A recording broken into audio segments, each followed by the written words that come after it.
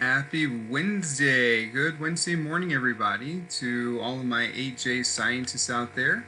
So this is our day 3 of our new unit, roller coasters, and the energy that's inside them. So we're going to check out the simulator today. We're going to go back to FET, which we've done a lot of times. I know a lot of you enjoy that FET, so I'm excited to get this started today. So here I am looking again at the same PowerPoint slideshow, Google Slides, and I'm on day 3. Let me start with part 1 here. So starting with part 1, we're going to today click on the FET simulation link there. This is what we'll end up seeing. Go to the intro, and we're going to click all of the white boxes there. We want to see all of the different features that this simulation provides. And we're going to try it out, spend some time experimenting with it. And then once you feel like you understand how to use this simulation, we're going to go to part 2 over here. And then this is where we'll start answering some questions and showing what we know. Okay, so let's go back to part 1, day 3, part 1, clicking here to go to the FET simulation. And there are 3 different parts. We're going to use these throughout this week, but today we're going to start with the introduction or the intro.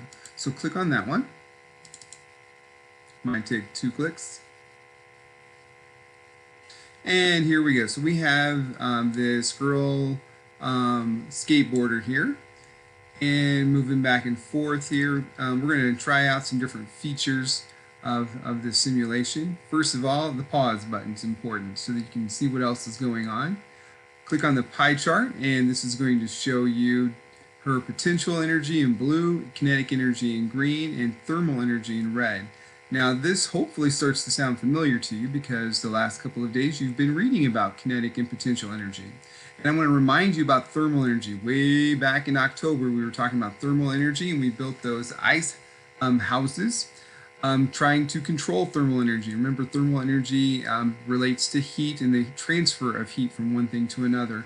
So in this case, whenever you have a skateboard, skating on a ramp like this, you're going to run into some friction. And just like whenever you rub your hands together, friction is going to create heat or thermal energy. So that's what that's showing you there.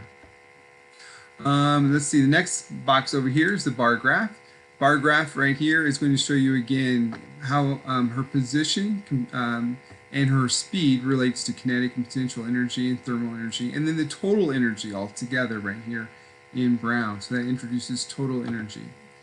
We have the grids back here to help us see exactly where she starts at different places, and then we're going to have a speedometer pop up right here. So I'll again play. And you can see how these things start to move. This is going to be important whenever we're answering the questions. So over here, the kinetic potential, notice how they move back and forth. That's what we want you to pay attention to here. Also look at the speed. How does the speed relate to kinetic energy, potential energy, or mostly the kinetic energy, sorry. But the position here, where she's at, how does that pertain to the potential energy? And you can pause this at any time to see what's going on. Another feature that you can change is her mass. So you can make her smaller or larger, right there. And we can change also the type of ramp that she's on. We're going to be using different ramps at different times. Today we will be using this ramp right here. And let's see, you can slow it down. Oh, down here in the bottom, there's a restart the skater button.